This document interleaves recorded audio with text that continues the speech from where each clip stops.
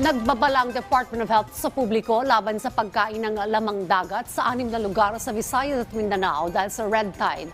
Sa inilabas na advisory ng DOH at Bureau of Fisheries and Aquatic Resources o BFAR.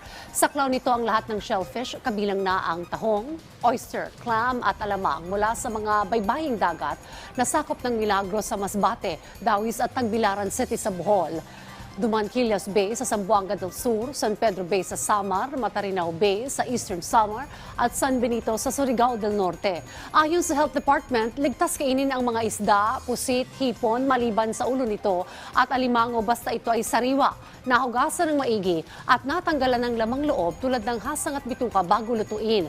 Sa oras na makakain ng lamang dagat na may red tide ay mararamdaman ang mga sintomas sa loob ng 12 oras. Kabilang dito ang pamanhid sa paligid ng bibig o muka, pagkahilo, pakiramdam na parang tinutusok, pagkaparalisa ng kamay at paa, panghihina ng katawan, mabilis na pulso, hirap sa paghinga, panglunok, pagsasalita at pananakit ng ulo.